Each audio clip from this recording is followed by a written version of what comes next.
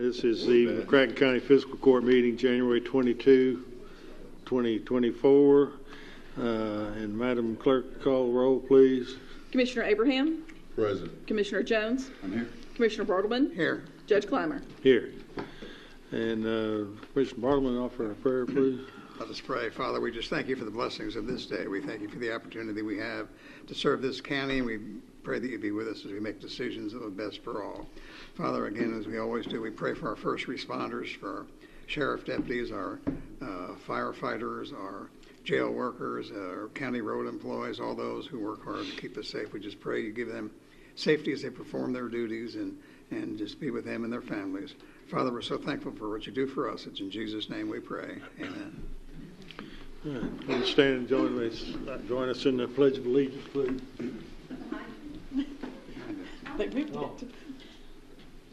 Pledge allegiance to the flag of the United States of America and to the republic for which it stands, one nation, under God, indivisible, with liberty and justice for all. I thought Tim Colton back retired. He's back on there. Yeah, I know. First up is consent agenda. It is ordered to approve the consent agenda for the January 22nd, 2024 McCracken County Fiscal Court. So moved. Second. Any discussion? All in favor, aye. Aye. Opposed, no. That carries.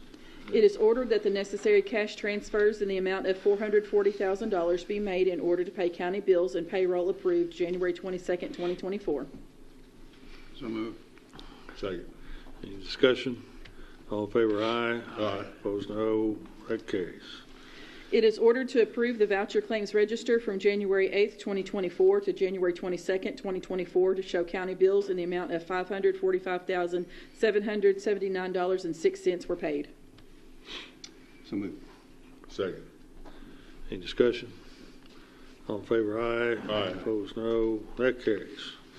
And under discussion, first up we have the business license discussion. Got County Attorney Kate Foster. Yes, thank you, Judge. Commissioners, Judge, thank you for allowing me the extra time to review this matter.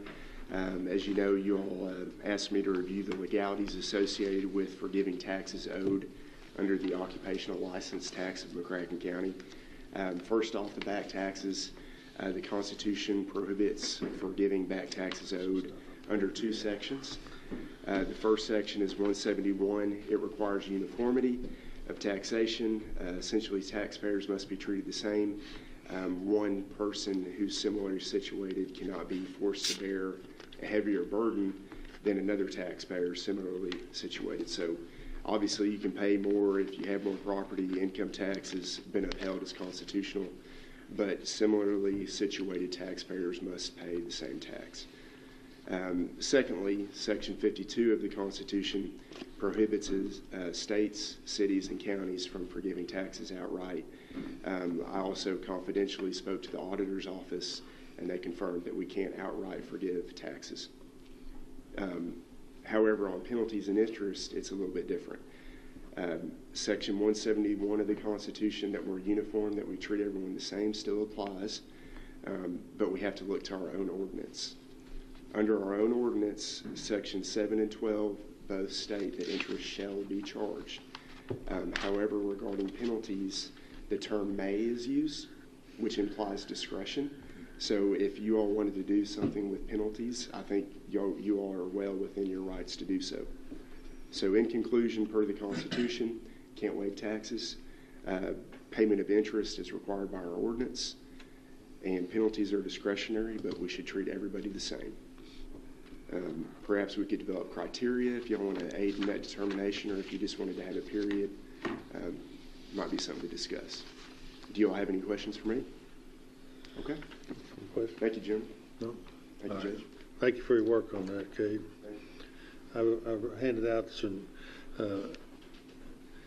just in the last 20 minutes or so, I went on the computer just to find out, because I think, the basis of the reason we're looking at this is the idea that whether we gave people adequate notice over the years that they are required to pay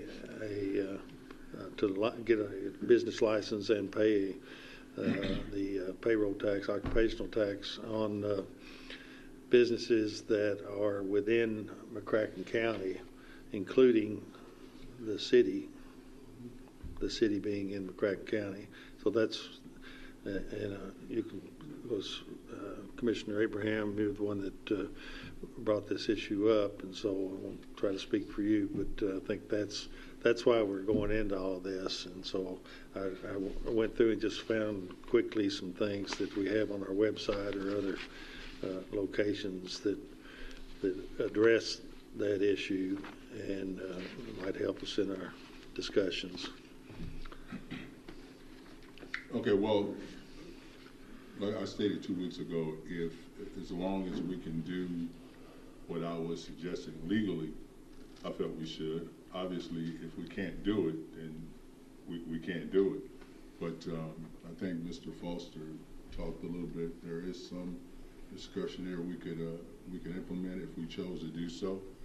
And it's been my experience that when those opportunities are there, that we take advantage of those. And so moving forward, if the majority of the fiscal court wants to use our discretion in the penalty interest piece that you talked about, I would suggest we do so. Well, we're down to it's correct. Well, giving our ordinance. Now, I think there was some back and forth on whether we could forgive interest.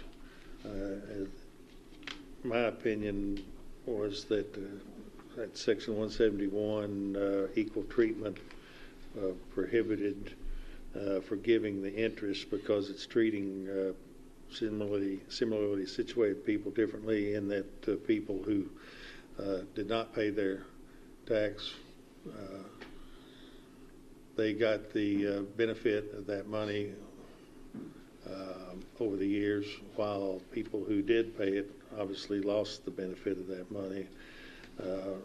That's one issue, but the other is our own ordinance prohibits us from forgiving interest by saying we shall collect interest on the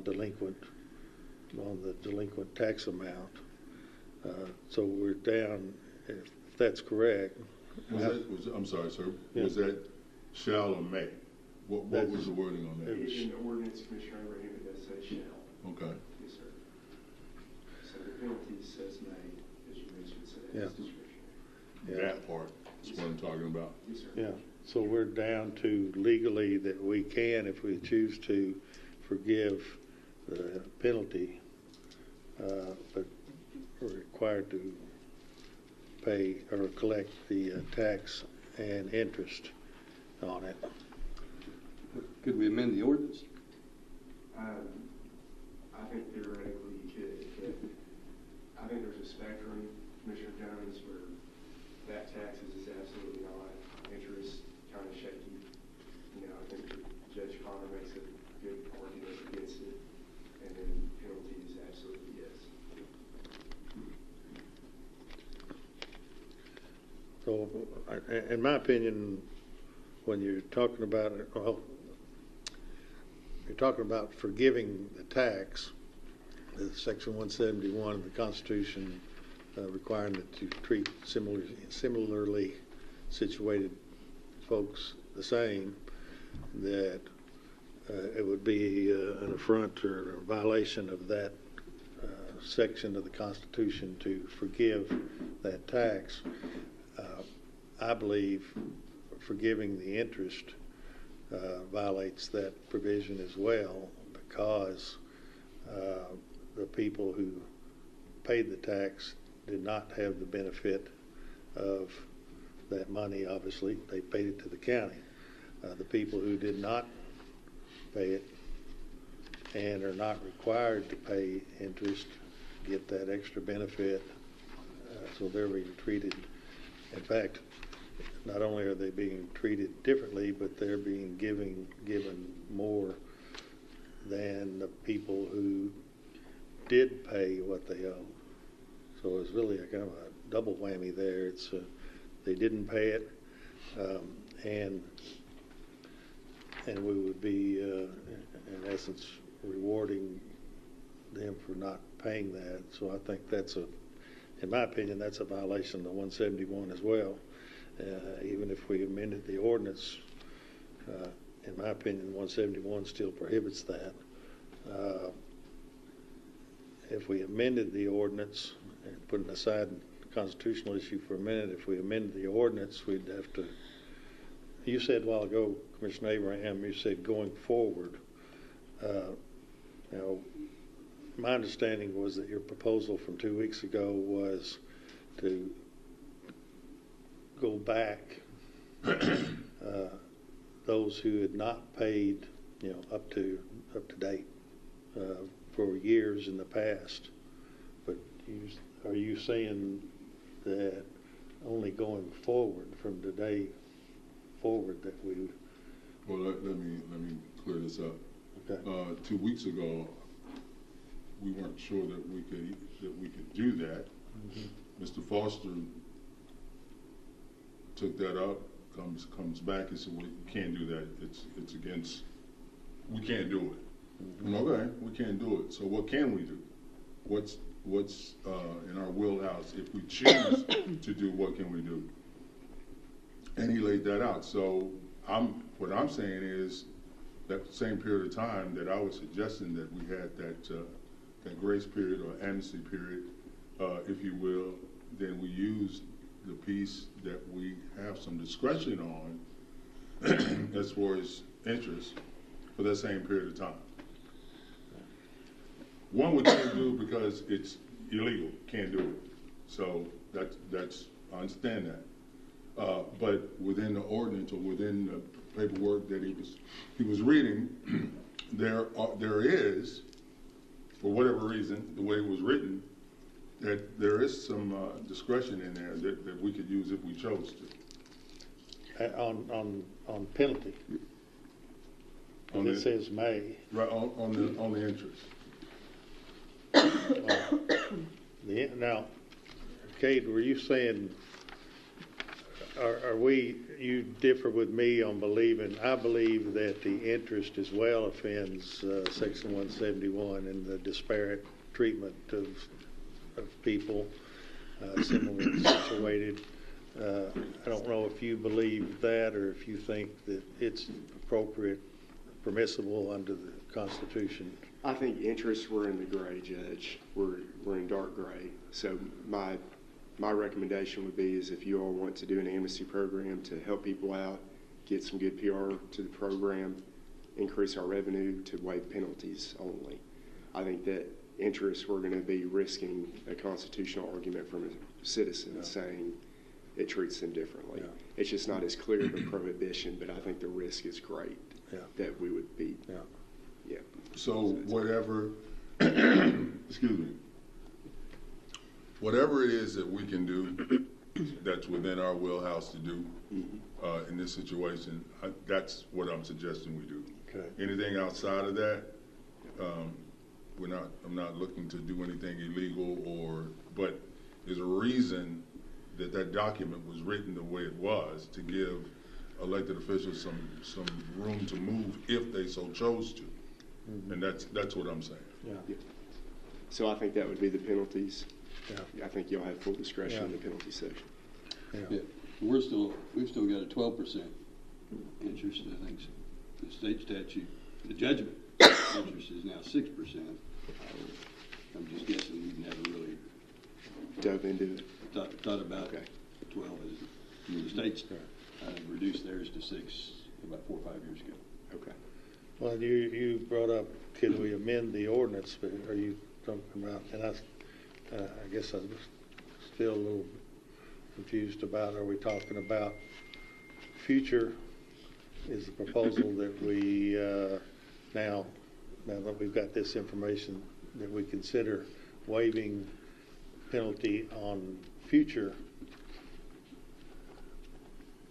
accruing tax penalty or are we talking about going back years and those people who come forward now that owe tax from, say, 3 years on up to today, that we're considering forgiving any penalty? Collect the tax, collect the interest, but not collect penalty on those past people? Or are we talking about starting anew today, that the people in the past owe tax, interest, and penalty, but those in the future for a period of time don't pay the penalty? I see what you're talking. I Yeah. see what you're saying.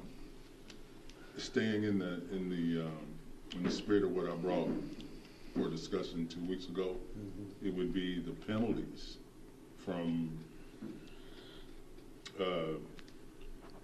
those past folks. Yeah. Okay. Time And then period you- on that. Time period on that. We can set it. We can end it, and then moving forward, it is what it is. Okay, well, I just want to make sure we understand what we're talking Yeah. about. So, and when you're talking about amending the ordinance to, you're talking about as to penalty, or you're talking about the interest part of it? I'm just saying well, it seems like our interest is higher than it should be. I wouldn't think our interest should be higher than the state judgment rate, but maybe it should. Well, I think, I think we need to do some looking at that ordinance. I don't like that it says, for instance, it says may be charged up to a 25% of the old amount for the penalty, and it caps it then up to, implies that there's something less. And our ordinance doesn't say that. There's a minimum of $25 for, I guess even if no tax was owed, it just didn't file. The minimum is $25. The maximum is 25% penalty of the tax and interest that's due, up to. So I think it needs to be 25%, or if we're going to say up to, then there will be other increments. And then the 12%, I hadn't given any thought really about, I wasn't aware that was going to be a part of the discussion. But if we want to go back, I think it's not really on the point of, are we going to do an amnesty? But I do agree we need to look at those things again. If 12% we think's too high, that's a 1% per month. But we can have those discussions too. But to amend the ordinance, so it may be, Cade and I, Cade thinks there was some serious risk about the interest. I think that to me it's clear, but we just have different opinions about that. But Well, you sat on the bench, I didn't, so. what? You sat on the bench, I didn't, so you probably have seen more constitutional arguments than I have. Well, I'm off the bench. Would it help if I go up here? Put on This a is black Yeah. skirt. It's the gavel, man. Yeah. That's it. Well, yeah, if I was on the bench, we wouldn't be having all this. So,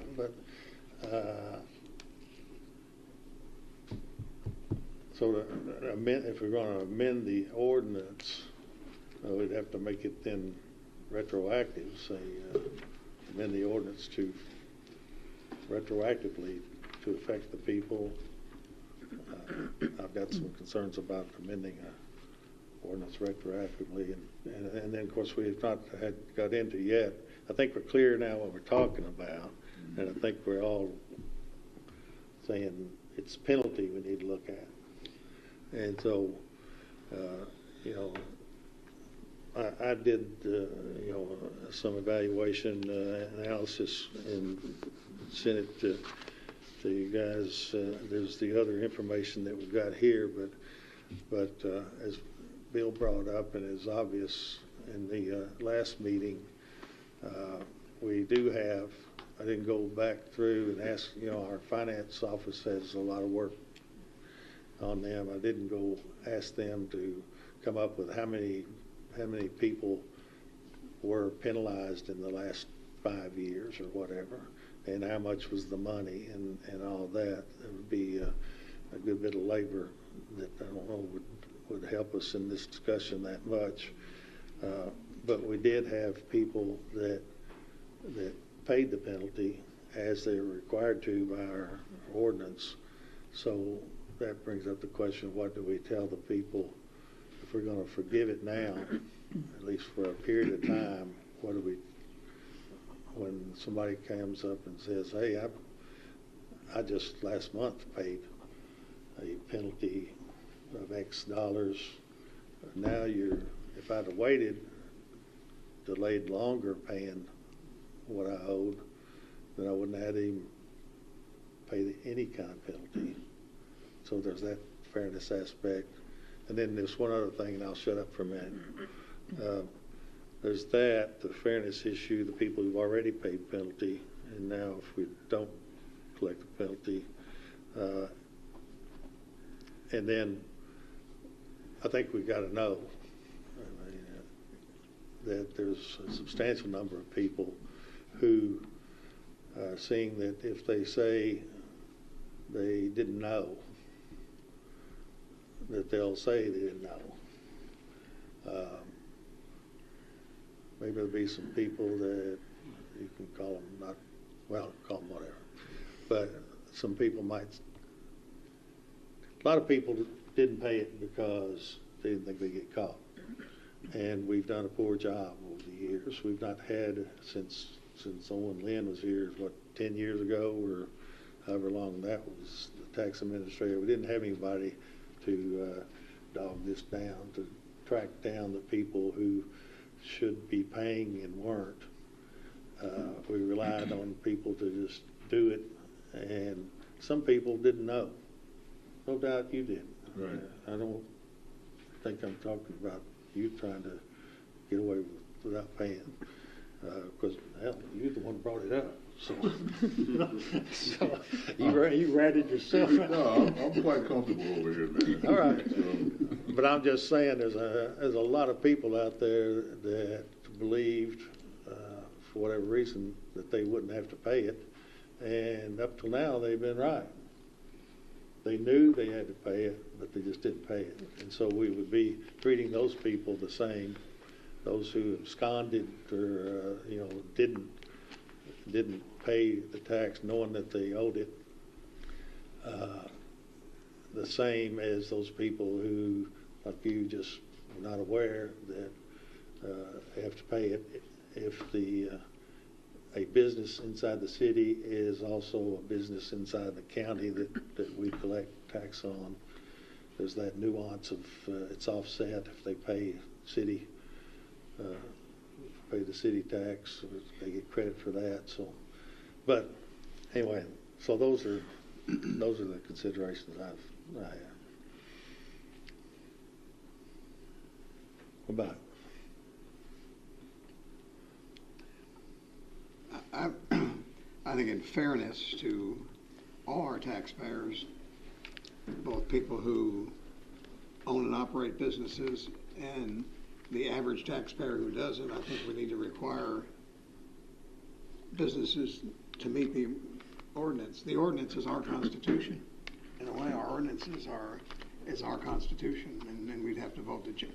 If somebody came in now, they'd have to pay the penalty and the interest. Is that correct? Under the current ordinance? They'd have to pay back taxes and the interest. Right. And the There's no discretion right now at all. In the penalties owed, there is, Commissioner. Right. Just so in the we penalties. would have to amend the ordinance. To, And can we do something of that and make it retroactive? We could probably do it for the future, I'm sure, but can we do that? so we're not talking about penalties. You're talking about interest, and I'm that. talking about interest and penalty. I think they Well, I think the penalty, according to the paperwork, there's some room for us to be discretion on it, unless I misunderstood you. no, that's correct. So I think as the ordinance is written right now, you all have discretion. The tax administrator has discretion on But do we have the penalties. discretion to make something like that retroactive, to change the rules? Well, I think as it's written right now, if someone comes and they owe taxes and interest, and correct me if I'm wrong, Treasurer, but I think the tax administrator can say, all right, since you came and we didn't have to track you down, we can forgive your penalties, but it's up to the tax administrator. Yeah, let's not get those two words mixed up, because it sounds like they're being interchanged, just for clarity. Yeah. We're not talking about interest. No, sir. We're Yeah. talking about penalties. Yeah, just So- penalties. Yeah, I think interest I wouldn't touch. I'd leave it like it is. Maybe like Commissioner Jones's point, if y'all want to consider reducing it, maybe we can have that discussion. But as the ordinance is written right now, I would not forgive anyone's interest. I think that's very, very. If we were to reduce the penalty from now, it's what, up to 25%? If we Yes, were to sir. reduce the penalty under a new ordinance, and somebody were to come in who didn't pay their taxes 3 years ago, the new ordinance would be in effect, right? So in effect, that's the way we would do it retroactively, by saying this is our ordinance now. If it's a lesser penalty, I don't think it'll be an issue. Okay. And right now, I think even right now, Commissioner Bartleman, you don't have to give them any penalty. I think it's right now discretional. So it's more of like a policy decision. Y'all could say, all right, no penalties for 90 days. on any Whose tax. discretion is it whether to assess a penalty? Tax administrator. And I don't even know, do we have a tax administrator? Is that you? Yeah, so she would be acting at That's y'all's you. discretion. Yeah. So Well, she and has then- that discretion. Yes. And then there's also, so there's what the law says, that's our ordinance. It says may assess a penalty. And then there is the practice. We discussed in our Monday morning meeting this morning, so what has been the practice?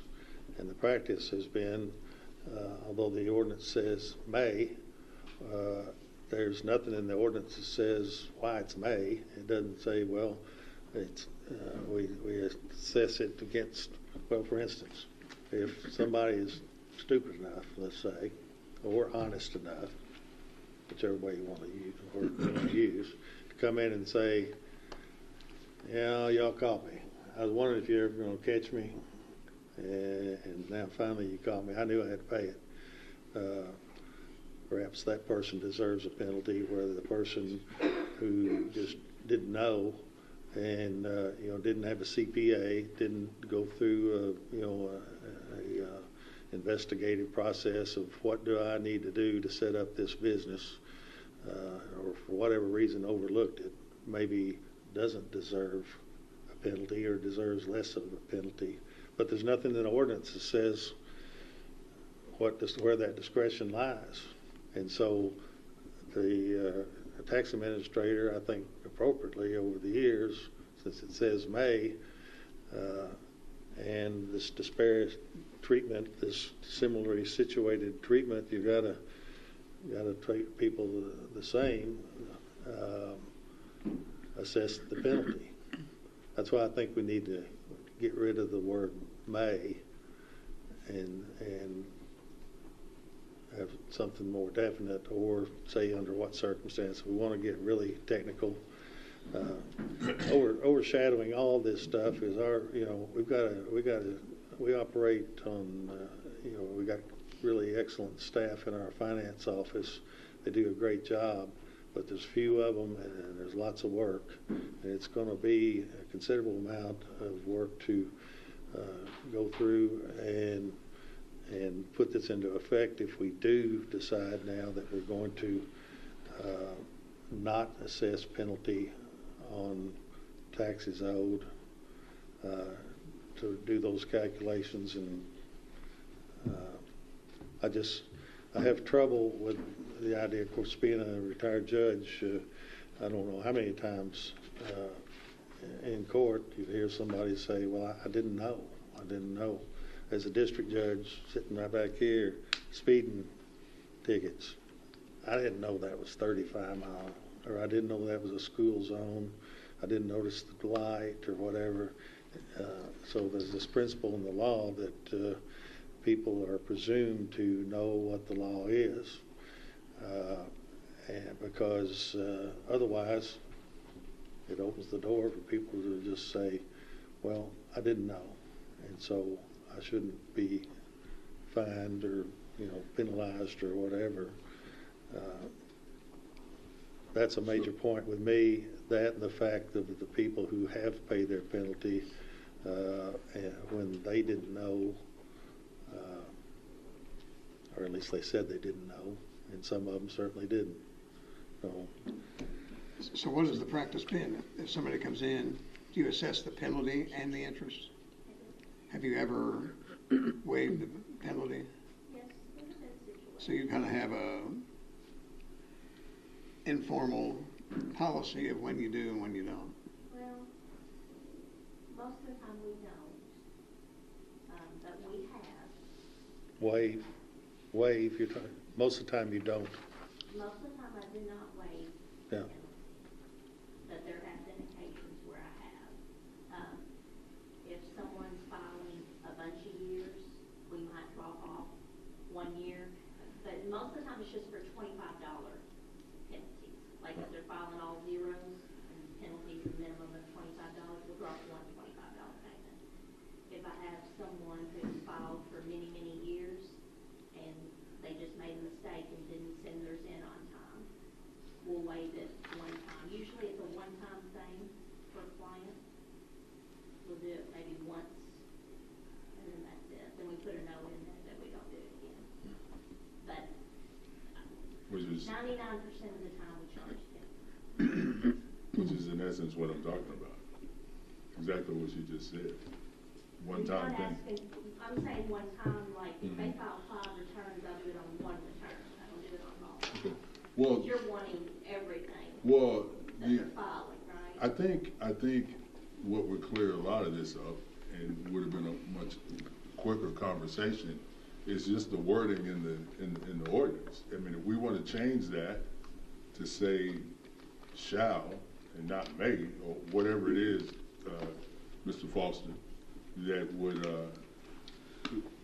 like it states for interest. If we want to change that wording, then we change the wording and it is what it is.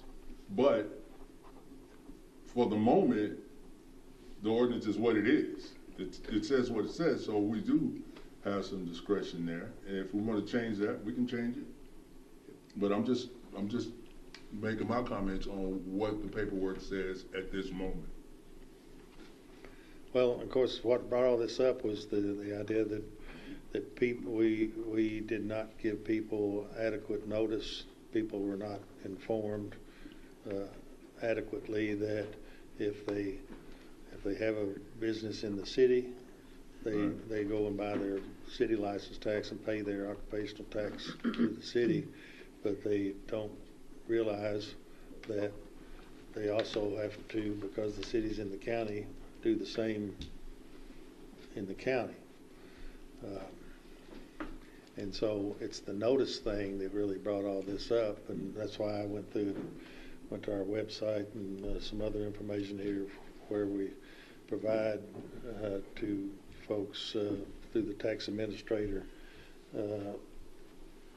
page on our website that anyone who operates a business in McCracken County, and I forget what the wording is exactly, but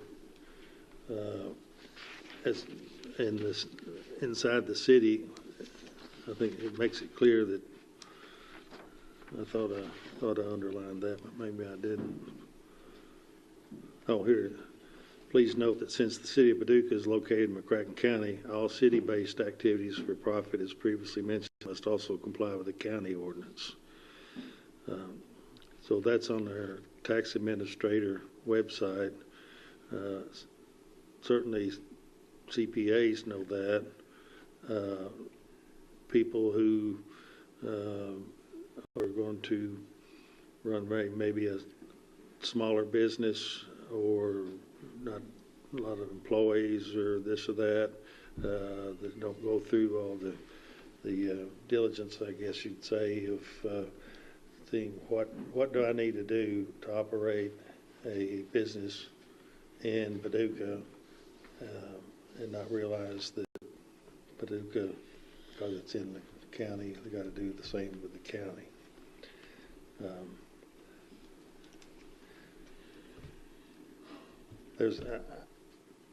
I really wrestle with forgiving the penalty on these because of the fact that we have assessed these penalties with some exceptions, or we've negotiated them down or whatever. I think that the discretion needs to lie within this body, the fiscal court. I don't like the idea that we don't give guidance to the tax administrator of we willing to waive that penalty under these circumstances if we're going to have that.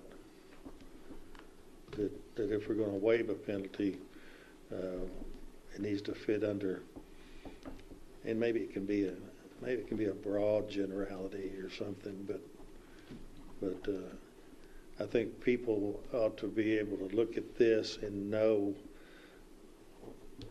and rely on whether they have to pay a penalty or not. If they read it, they'll see that they do. And so the practice has been for years that they pay a penalty of some amount.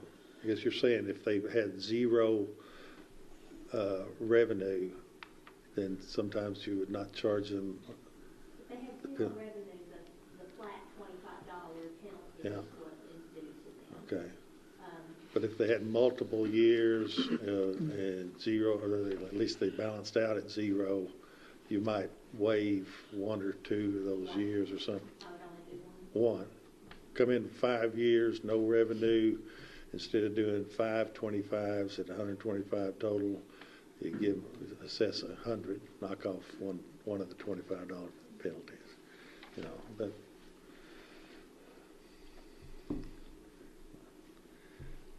You know, given that principle, in my mind, that people, I just think it's a strong principle that people have to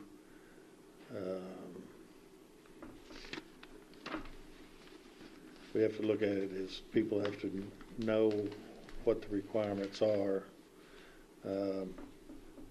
and that's a big point. The other is that we've charged penalties against people for decades, I guess. I don't know when all this started. The ordinance goes back to 1986. And so now we would be allowing folks to not pay the penalty. I just For a designated period of time. I mean, it's not open. Yeah. I mean, so, but like I said, if we choose not to do that, that's fine. But I think the wording in the ordinance needs to be tightened, because the way it is now, it's up to the discretion of the fiscal court whether we want to charge penalties or not. That's just the way it reads. Yeah. And if we don't want it to read that way, then we need to change the language. Yeah.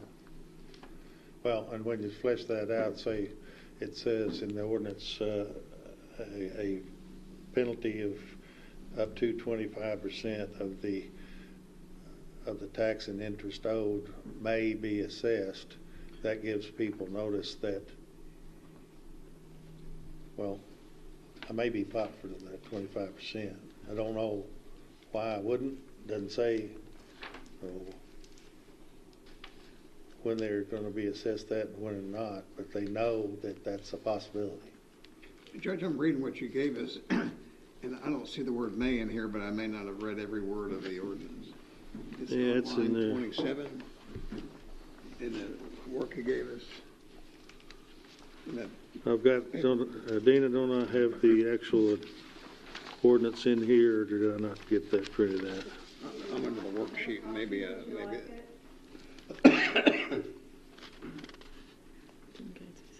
Yeah, you have it there. I don't know. It's one of these things when you try to be thorough and print out everything, then you can't find anything. It was provided as backup last week, but it's not. Oh, it's on, yeah, it's in section 12 of the ordinance 2007-16, section 12. Now let me find. I'm reading under the instructions and not the ordinance, so maybe Yeah. the ordinance is different than what the Yeah, instructions. if you go to section don't have the 12 of word. the ordinance. Here it is, section 12, paragraph 2. Every employer who fails to file a return or pay the tax on or before the date prescribed, blah, blah, may be subject to a penalty in an amount equal to 5% of the tax due for each calendar month. Okay, well, the ordinance, I mean, the instruction sheet is different than what the ordinance is. The instruction sheet does not use the word may, but obviously the ordinance is the prevailing. Yeah, it's under the section of penalties.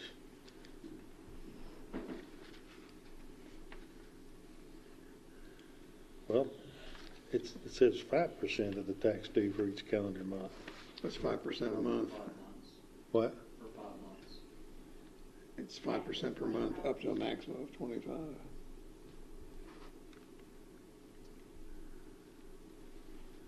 Well, that's not what we do. We do 1% per month, up to a That's the 5-month cap. interest.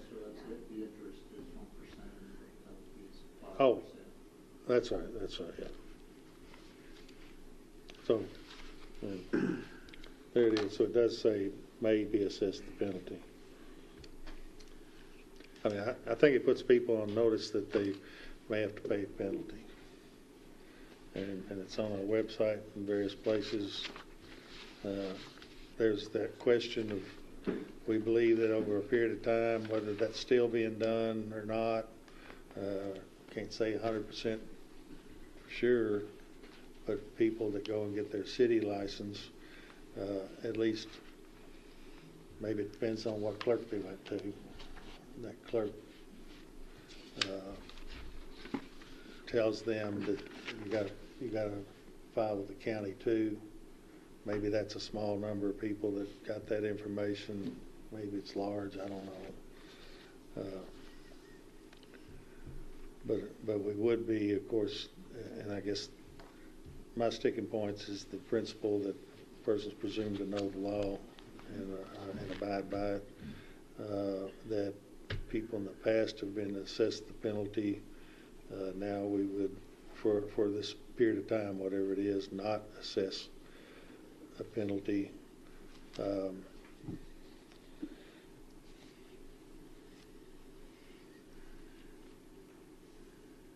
was another point that I had that just flew away, but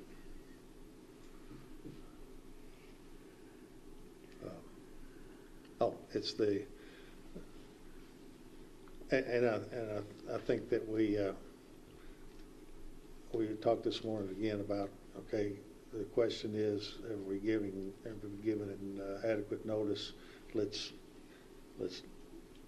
double down on our efforts to notify people of that, so that from here forward, people, if we need to take ads in the paper, if we need to, it's already on our website, maybe we could highlight it some. We have asked the city to assist us in telling people that if they come get a city license, to tell them, the city's in the county, so you need to get the county license too. And to going forward, and I don't know if that's an acceptable in lieu of going back and doing this amnesty period for a period of time, if we were to make substantial efforts to advertise that more, make sure that people understand that, and going forward, that doesn't address the people who legitimately didn't know we'll still be assessing the penalty if we don't do the amnesty. But How big of an issue is this? Do you have any idea how many businesses are out there that have not filed? I mean, are we talking about 100, 200, thousands, or do you have any idea? I mean, I have no way of knowing, but you said we have 7,000 people who file returns every year. Is that right? 7,000 businesses? 7,000 accounts, business accounts, but some of those are payroll only. So I just printed the 23 returns to mail out, and they are to the 5,500 to mail out. So that's how many we expect to file the net profit return.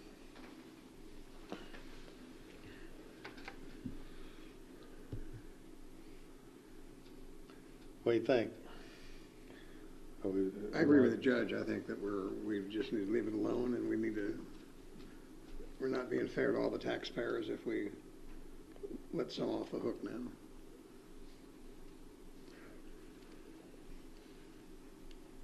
Are we ready to vote? Or do we want to vote We vote no. Yeah, on whether to do this are we amnesty? voting to change We the don't wording have in an the ordinance. ordinance, or we voting on? No, I don't think we're prepared. I think we need to, We don't have an order to vote on. This is just a discussion. Yeah, Why do we have to change the wording in the ordinance? that's what we've been talking about the last 30 minutes, whether, I know, but we don't need to change the wording in the ordinance. then. The tax administrator has some discretion, and she's used it in So we just leave it like it is? well, I do think we should take a closer look at the wording. I don't like that may be assessed. I think you either say shall be assessed, or you say may, depending upon these situations. And I don't know for the life of me what they would be. I don't know. If I can jump in real briefly Yeah. there, Judge. So in McCracken County, property taxes can be, they accrue penalties and interest, as you know. Our office, along with the sheriff's office and the clerk's office, can waive penalties, and the Department of Revenue has a sheet with reasons that we can waive it for, and it's like excusable neglect. That's that broad catch-all you mentioned. Yeah. And then there's death of a family member, not receiving the notice of the documents, like proof of change of address, and you didn't receive your tax bill, Right. things like that. So we could come up with some criteria and put that the treasurer and the deputy judge have to sign off on it together jointly or something like Yeah. that. There you go. Well, I mean, I think that sounds logical to me, to do something like that. But as for right now, this discussion has been whether to go forward with a amnesty program of some type. I think that we can decide, do we want to go forward with drawing a order of amnesty, and we can put together the terms on it, or do we decide we're not going to do an amnesty? Well. An amnesty as to penalty. Yeah, well, I don't think I mean, it was under discussion, so we're just throwing the ball around here. But what Mr. Foster just talked about, there is an arena where you can forgive penalties, and for whatever reason, I didn't know that until he just said that. Yeah. So I think that's a reasonable pot to look at possibly doing some things, and then and if the majority of the fiscal court feels that we can go that way, then we go that way. Well, but he's not talking about amnesty. Amnesty is forgiveness of the tax by a. Well, we're talking penalties, so whatever, if amnesty is not the right word, well, we'll find a word that fits what he just mentioned, and then we can decide from that point. It sounds like the general idea is to rework the penalty section to allow just for a case by case, not like if the next 3 months you apply for your taxes, we're going to forgive all your penalties. Yeah.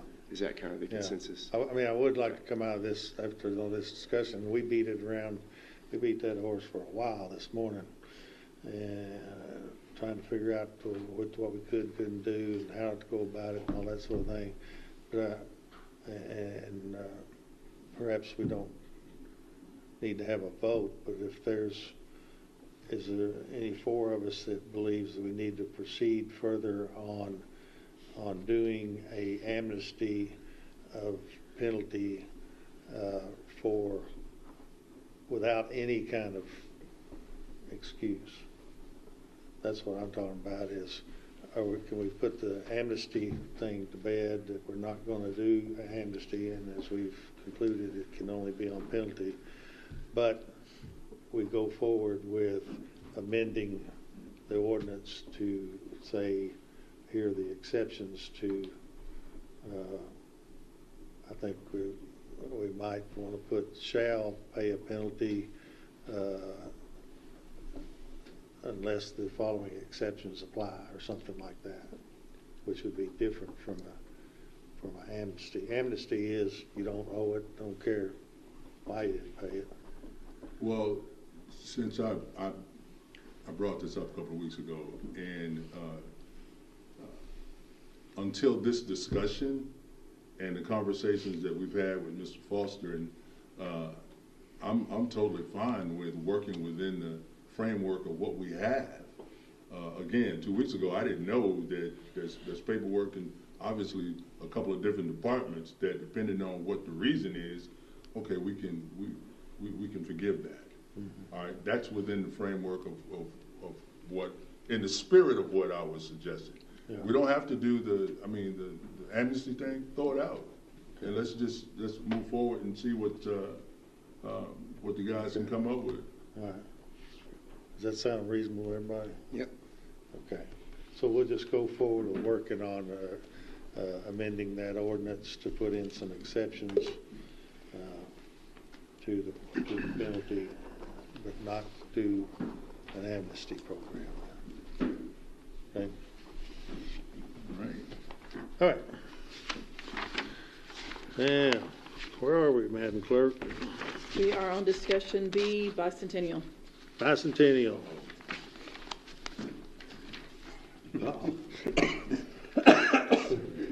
I put it on there just so that we can kind of keep the thing fresh. There's not been I can't remember really the discussion from 2 weeks ago. I think I discussed that the library is going to be a tremendous asset.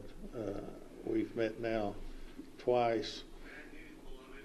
The library has said that they will be a repository for people to come in. Maybe that's not a good word. They said they will assist people who come in and have something that they think merits being in a bicentennial book. They will assist them in scanning that electronically into their computer. And so that we'll have all that data, all that information. That'll be a tremendous help for us. We have not really talked internally, but there's the possibility, and I've made an attempt to talk to Gina Winchester, the deputy judge in Callaway County. She was, I'm told, very involved with their bicentennial book creation and their bicentennial celebration last year. Their bicentennial was last year. Slick book, very, very professionally done. We also are going to put out for bids on the publishing of the book. We have one fellow, the fellow who published the Callaway County is interested, but I told him we want to put it out for bids. Steve Doolittle drew up a bid proposal. I don't know, we sent that out already? We sent that out a couple days ago, didn't we? Last week. And so we'll get the bids back on that. whether we want to, of course, our library, my gosh, they're just outstanding over there. The personnel, the facility, everything about them over there, and people that have been in those positions for a long time and do a tremendous job. For them to be the receiver of this information and to assist people to get that together takes one big load off of us. Right. And we'll have to talk about whether we want to have more than one place for the information to go. We'll need to set up the criteria, what people can submit. And in fact, we're going to meet again this week to try to hone in on some of that. And then we'll be having discussions about, so there's the book, but there's also events, at least an event, if not events. I suspect more than one event. I like the idea of, so it's January 15 of next year, 2025. So there's a holiday that occurs about 3 weeks before that. It's called Christmas. And I thought maybe we could, I thought it'd be kind of cool to have a period dress Christmas event or something like that. And it's popular, supposed to call it a holiday event or something. Now, we'll have an event. But we'll be open for ideas on what to do. I know you've been, Eddie, you've been interested in it for a good while. We got Captain McCracken, got old Virgil. We've already started collecting and doing some information on the creation of McCracken County and all that. So that's about it. If y'all have anything else you want to talk about on it, I think it's important. Glad we're taking the step. okay. All right. Let's see. That's bicentennial. We've got board appointments. It is ordered that Jason Crockett be reappointed to the Barkley Regional Airport Authority Board for a term ending December 31st, 2027. So moved. Second. Any discussion? All in favor, aye. Aye. Opposed, no. That carries. It is ordered that Marshall Davis is reappointed to the Barkley Regional Airport Authority Board for a term ending December 31st, 2027. So moved. Second. Discussion? Aye. All in favor, aye. Aye. Opposed, no. You got in a hurry? Okay. Let's see. It is ordered that Richard Beck is reappointed to the PAD Commodities and Food Bank Board for a term ending June 30th, 2026. So moved. Second. Any discussion? All in favor, aye. Aye. Opposed, no. That carries. Court orders? It is ordered that the order to award permitting software from the January 8th, 2024 meeting be amended to read as follows. It is ordered that the permitting software bid be awarded to Cloud Permit Software as the lowest and best bid for a one-time implementation fee of $10,000 and annual billing of $19,500 for a 3-year period. It is further ordered that the judge executive is ordered to sign all documents and the treasurer is authorized to pay invoices related to the same. So moved. Second. Any discussion? I don't know what the amendment was. We didn't include the $10,000 implementation. Oh, okay. On the last order. All right. All in favor, aye. Aye. Aye. Opposed, no. That carries. It is ordered that a sealed bid opening for the lighting upgrades at the Reedland Ball Fields was held on December 5th, 2023 at 3 p.m. in the Judge Executive's office. One bid was received from Beltline Electric and was taken under advisement. After review, non-competitive negotiation resulted in an additional alternative bid, which was submitted December 11th, 2023. So moved. Second. And we've got Steve E. here for discussion on that. Steve Urban. That is. Thank you, sir.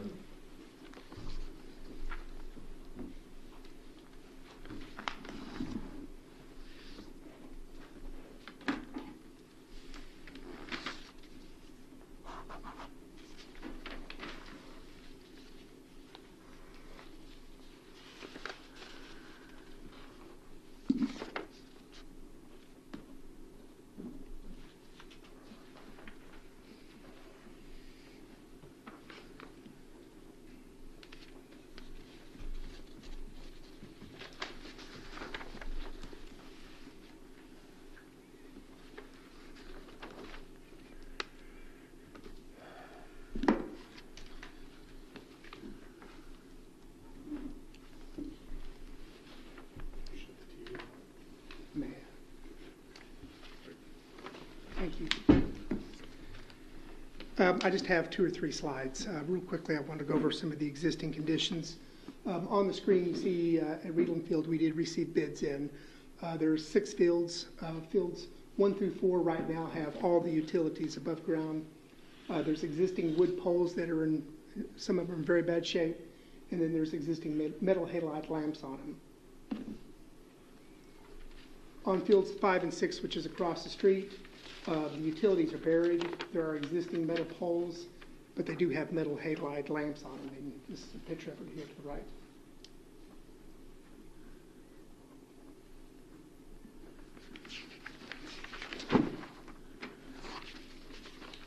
The third page that you see, the first one is bid package 1 that we received, and that includes installing 19 new wood poles on fields 1 through 4, install 48 LED fixtures on fields 1 through 4, and would leave all utilities above ground.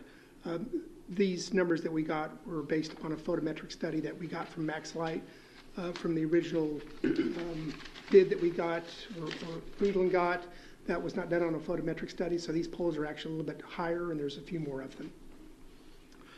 Alternative bid 1 is the same as as bid package 1, except on field 1, we would put 8 galvanized poles that we would take from Bluegrass Downs, and the utilities on field 1 would all be buried. Alternative bid 2 is really taking care of the entire site, installing galvanized poles that we own on field 1 and new galvanized poles on fields 2 through 4. We would bury utilities on fields 1 through 4, and then we would install LED fixtures on fields 1 through 6. Now, the last one's the alternative bid 3. You could add that to 1 and 2, and that would be to add the LED fixtures to 5 and 6. So alternative bid 2 is everything including LED fixtures on 1 through 6, and then bid package 1 and alternative bid 1, you can add the LED lights to it. I know that's a lot and a little bit confusing, but I'd be happy to answer any questions. So I don't know the difference between a max light LED and a halide. LEDs brighter, more energy efficient. More energy efficient, yes.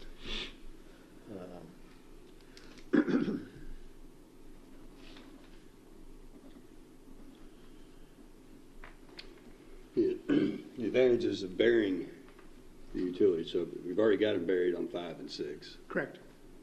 They sound safer. I'm sorry? They sound safer buried, Yes. and they sound easier to maintain, and they sound easier to look at. Few sheds better, correct. Now, what's the safety difference between? Well, You mean that they might fall or something? You mean the wiring or what? that's possible. I've never heard of that happening, but I think, what were you referring to, the water or what?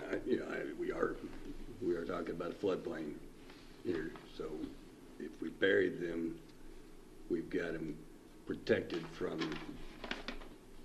I guess if they flood, nobody's gonna go down there, but, Well, they're buried underground, and then Yeah. the boxes are actually up on the pole. okay. Maybe they're not safer. Yeah.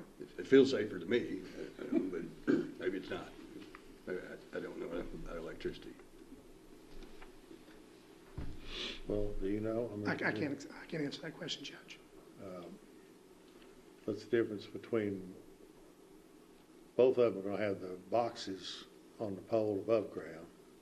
The utility we're talking about is wire. Is that what it is?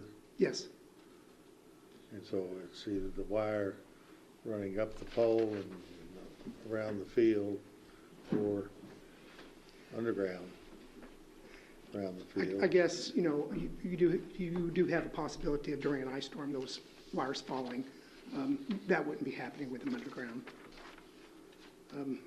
Children would not be out there at that time, but.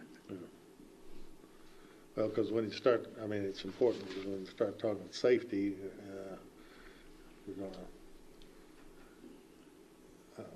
you know, safety, if there's a safety issue, then obviously we want to be safe. I'm just not aware there was a safety difference. I guess that's an extreme condition. Ice forms, the wires coming off the poles. Is somebody going to be playing baseball out there with ice on the wires? There's ice on the field. I don't know. It's my understanding that those fields are closed until April, May, for the most part. First, yeah. People still go out there, though. We don't stop anybody if you want to go pose your kid today. It's, you know, it's going to be wet. Is it feasible to have galvanized poles and above ground wires? No, on field one, if you went with alternative bid one, when you put the, Why is that not feasible? I'm sorry? Why is it not feasible to have galvanized poles and above ground wire? That's just not the proposal that I received. When I asked for the galvanized pole, the bid was to also bury the utilities on that one field. Now, the alternative bid two, which is everything, I did not ask for another bid to put galvanized poles in and not bury the utilities.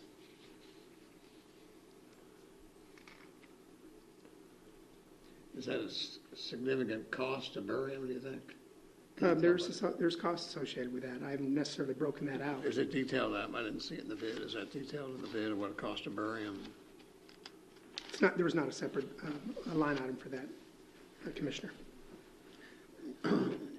Would it be to any advantage if we rebid this and personally contacted other electrical contractors? The time of year this was done, holidays and everything, some of the contractors may not have seen or been aware of what the project is. I would think there'd be a lot of interest among the electrical contractors we have in the region to bid on this and to get only one bid.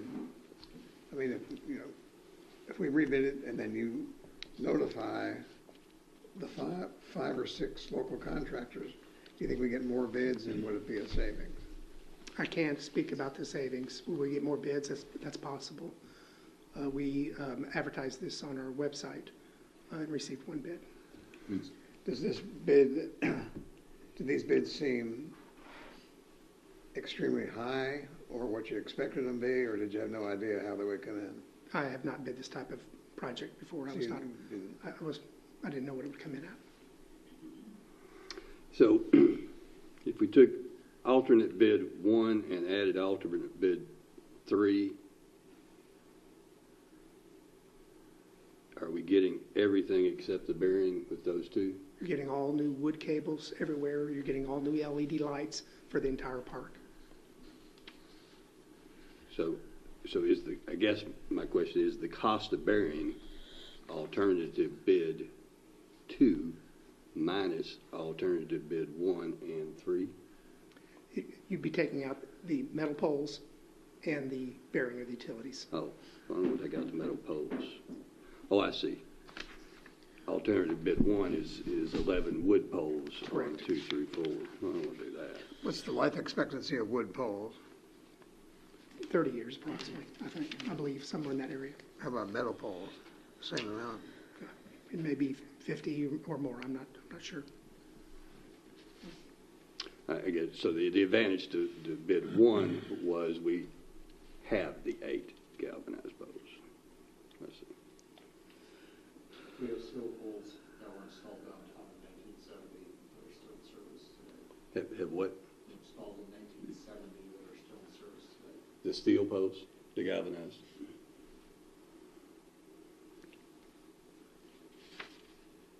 And the reason it's not, we're talking about new poles, I think in all of them is only on fields 1 through 4, 1, 2, 3, and 4, because we put new wood poles in 5 and 6, 10 years ago or something like that. Well, got new metal poles in 5 and 6. Okay, I say wood, 5 and 6 have metal poles put in 5 or 6 years ago. No, 10, Yeah, that's right. No, it was in the 2005. 2005. So 20 years, but they're good. We're good. Yeah, I guess my thinking is we're pretty confident that this ball field is going to be used as a ball field 25, 50 years from now. Our children are going to be using it. Parents are still going to be volunteering around it. We got the money in, we approved money in our budget for park improvement. We've done Heath improvement, and my gosh, we've all received the goodwill from that, and it's not just about what we feel, it's about what they feel.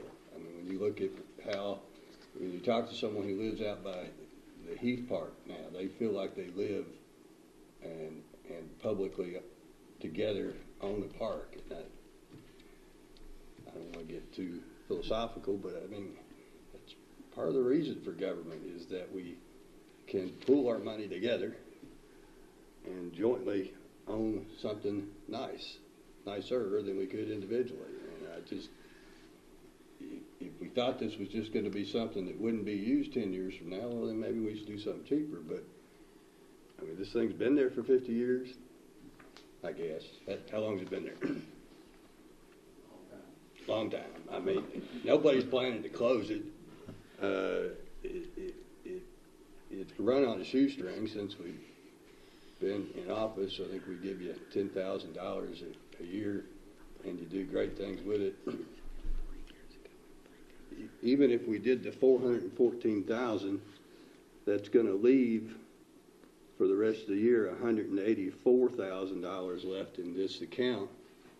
And it's my understanding we have no pending project that this would compete with. Is that correct?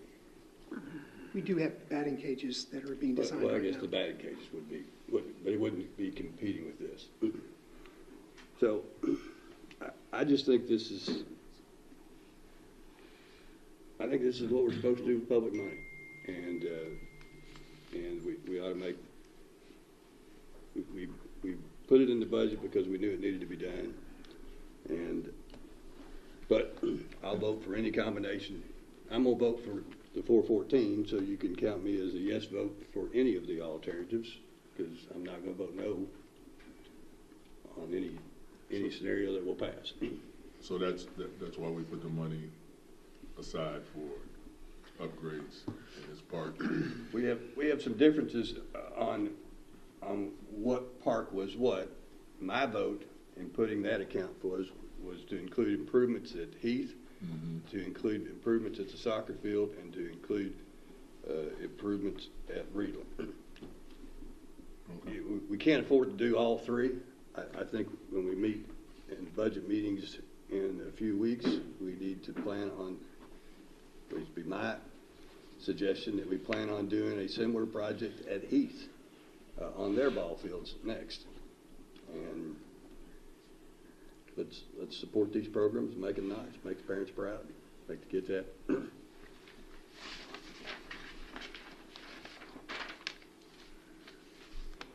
Well, I was thinking that on the advantage really of burying the wires was an aesthetic. You don't, wires strung across a baseball field are not pretty. I think you're probably right. It's more aesthetics than it is safety.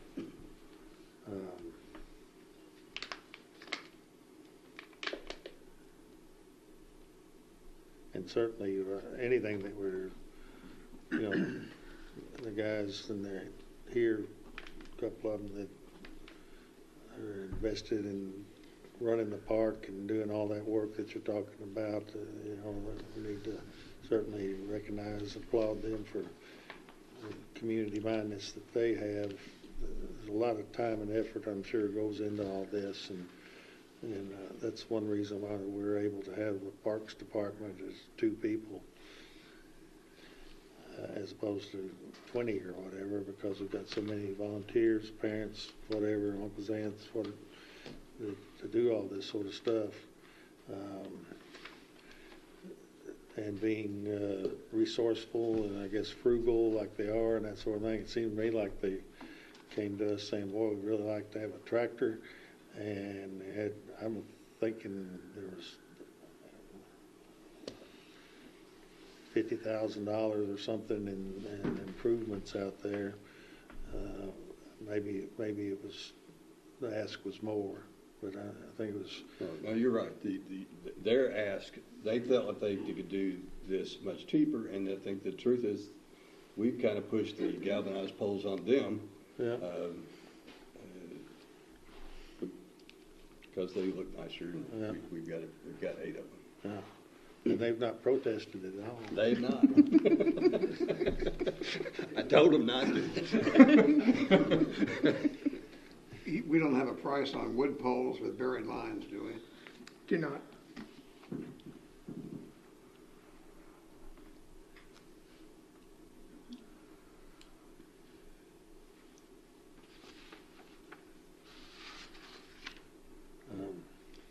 I mean, these wood poles have been there for 40 years.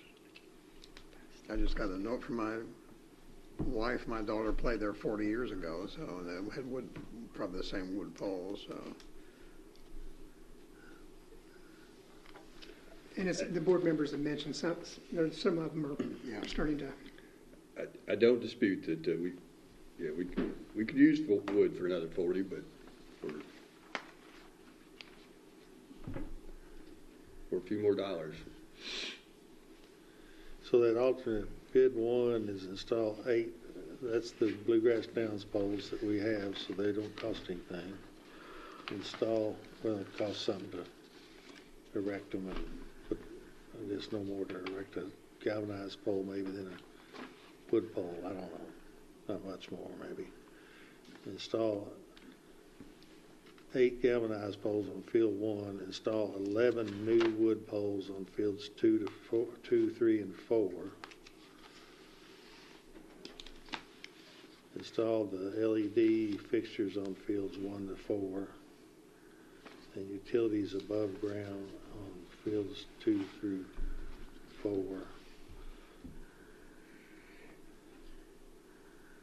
Another interesting analysis, if you look at bid package 1, which is all the wood poles with above ground utilities at $194,000, if you add the alternative bid 3, which puts the LED on fields 5 and 6, you're looking at, roughly $260,000.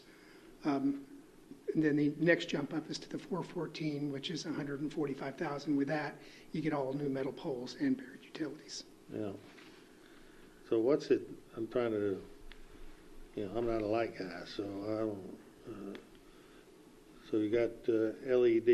If we put LEDs on 1 through 4, and keep the what do you call them, halide lights on 5 and 6.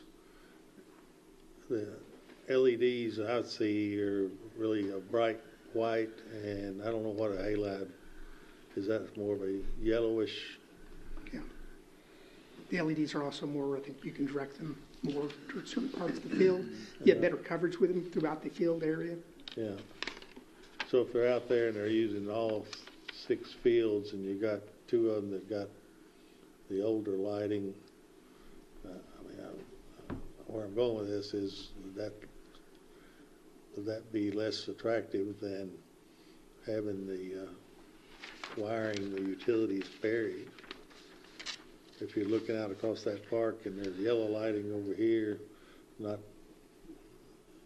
there's the bright LED lighting. I would describe halides as yellow lighting. They're okay. Clear, bright white. Oh,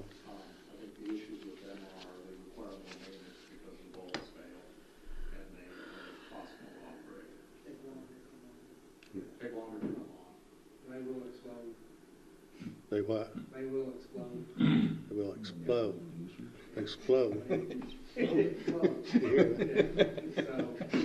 Now we're back to Back to safety. they explode inside of a canister and there's It's interesting. shotgun That part, yeah. going on. Oh, They're fire hydrants. They're, you know, they're self-contained. They're not gonna come out and hit a kid or anything. okay. That's time now, stop. Trying to win here. You wanted to answer only the question. So alternative bid 1 and alternative bid 3 would put LED lights on all the fields, right? Correct. And we'd have metal poles with, We have on field 1, we would have metal poles. No, that, you're getting into alternative bid 1. It says install 8 supplied galvanized poles on bid on Yes, field 1. alternative bid 1 and alternative bid 3. Right. You would have LED on all fields, and then you would have metal poles on field 1, and then wood poles on 2 through 4. So we're talking about we can do that for $286,000 Correct, approximately versus 414. correct. But they won't be buried. But they won't be buried on, they'll be buried on line on field 1, right? Correct.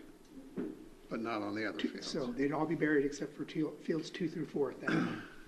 Because we're still facing at least we're looking at helping to finance the batting cages. And we're talking about that's a pretty good sum too, so. It's probably, sounds like it's gonna be about $100,000 project, isn't it? I think that's what the bid that they received. And they just received one bid. We had to put that for bid, but Are the above ground lines, are they a problem now? I mean, do the balls hit them? And have you had any that go down in ice storms other than the big one we had, or? Field 3 is against the tree line, and we have lost one pole and one line due to a tree falling on it. But we didn't, you know, we should border Sparks River. We didn't have Field 3 bordering Sparks River. You know, that portion would be an issue. The same thing around the back of Field 1. The back poles are against the tree line, so I'm assuming that's where the metal poles come in and they're underground.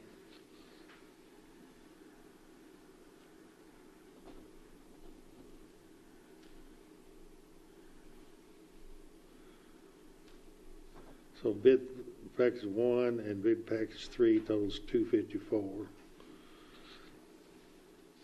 254 from the max, the alternate bid 2, 414, that's $160,000 difference. The thing that we don't know that I guess kind of would be helpful to know would be, would 160,000, surely it wouldn't cost 160,000 to bury.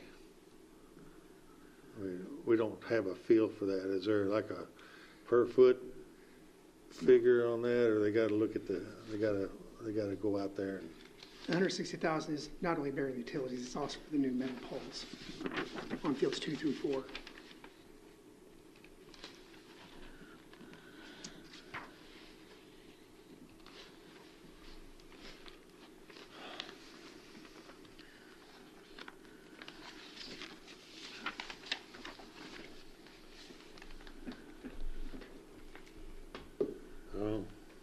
Yeah. Do we need to chew on a little more, or we need to, are you ready to decide it?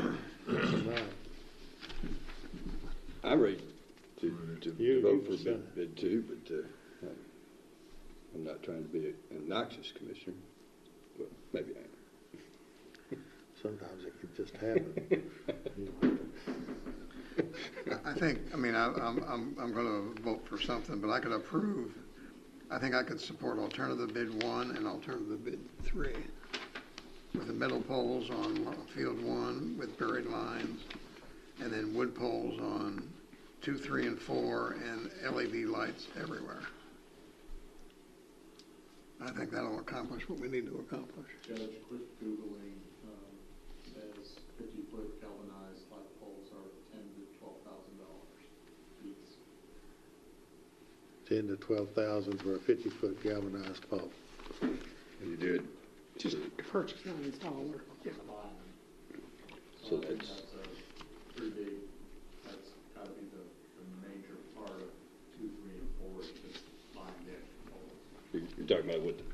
what accounts for the 160 is mostly the metal poles. It's not all because it's underground. A lot of it is just the number of poles we're buying. Yeah.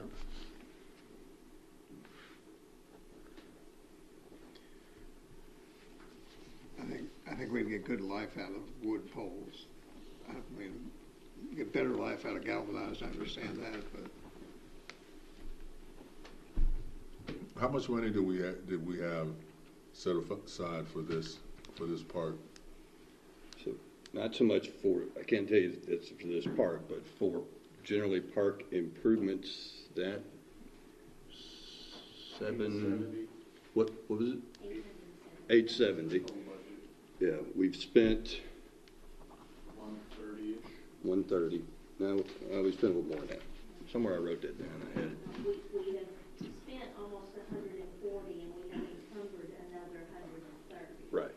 So available unencumbered is 598,000. Right.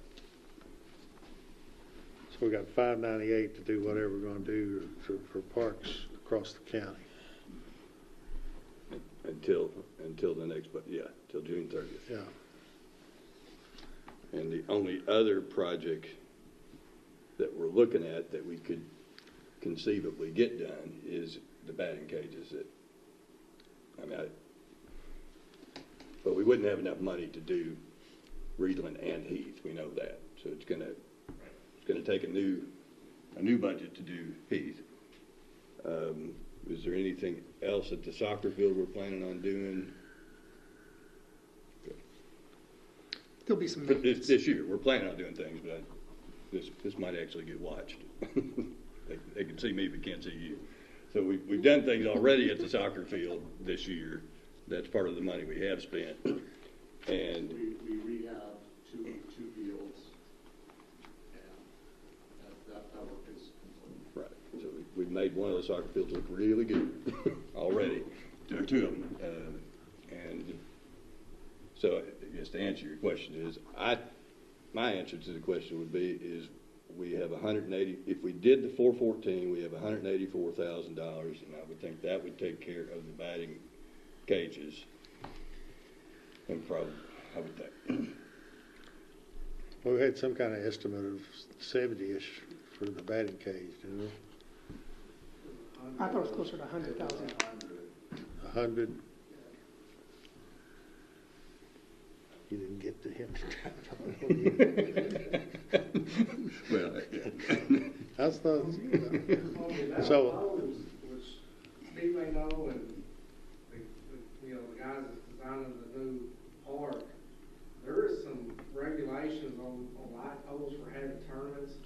I know like McCracken County called us last year wanting to use still 5 because it had the metal poles and the lights. And they ended up getting their field fixed, so they didn't use ours, but there, certain arenas can only use certain fields with certain types of poles and lights on them. yeah. And so if we went with, where were we? We got how much unencumbered? 598. 598. We're talking about 100 maybe to get the batting cages installed, working. So say 514. See, we'd be under budget.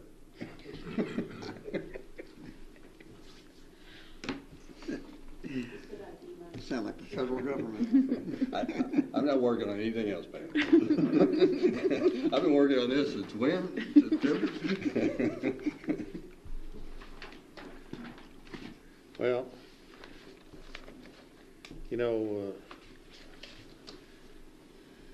I don't know what the viewpoint is of all of Reedland or all of McCracken County as to Reedland, but I know that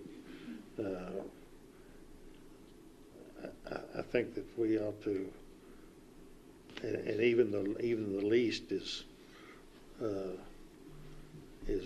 more than what they've asked for. To their credit, they're just trying to get a nice park for the kids to play on, that sort of thing. But I mean, I could see I think I could see, given that we have that in the budget for parks, the Reedland be our park this year and going for the full amount. And I think as a county that we've got ourselves squared away financially and we're doing very well. Put our next project probably would be Heath, but whatever it is, of course we've got all these demands, well, not demands, requests for money on so many other things, but given the homespun, down home, efforts that these people are making to have a nice park out there, I could probably go with that 414. That's the Mac Daddy. You got no wires hanging in the air. You got the thing lit up with all LED lights.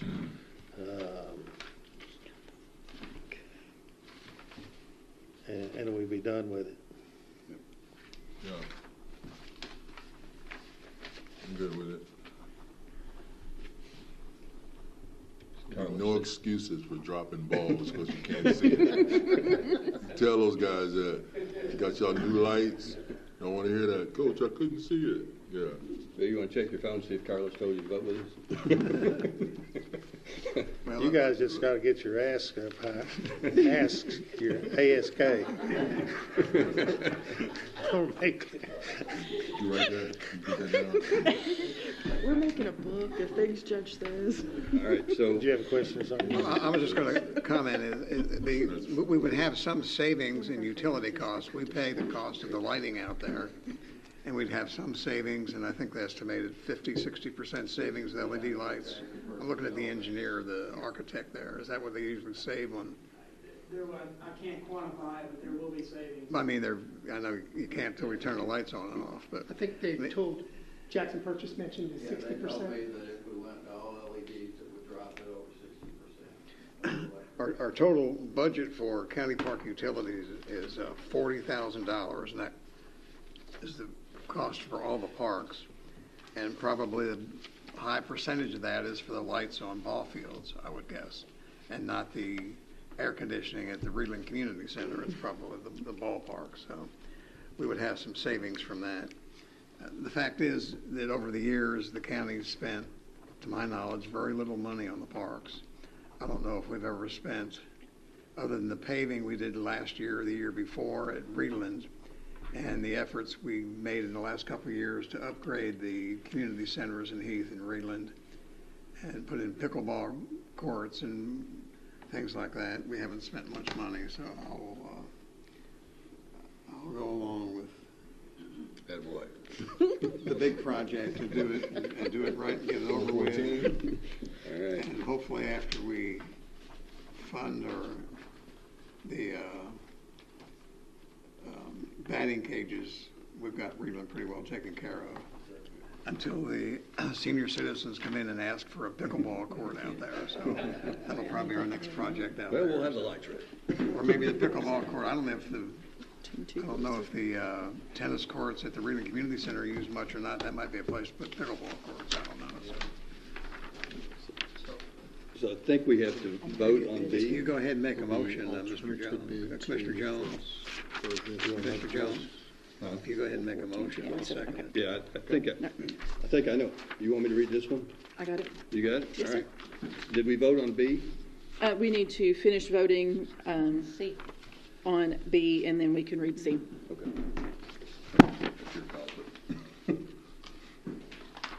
What'd you say now? We need to vote on just right. that we've discussed B, Yeah. and then we can read C. Okay, all in favor on B? Aye. Aye. Opposed, no. That carries. And then C?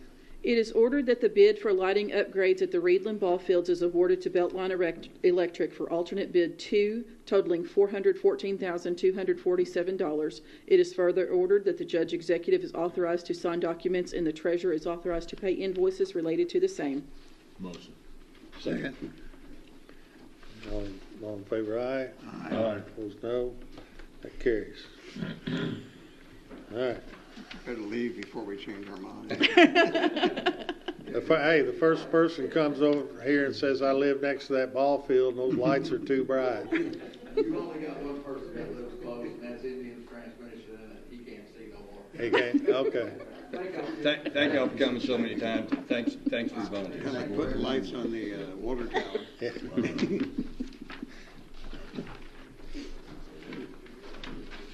All right, Madam Clerk. It is ordered that a $500 sponsorship is approved to the Paducah Area Chamber of Commerce for the 2024 West Kentucky Thank You Night that will be held in Frankfort on February 15th, 2024. So moved. Second.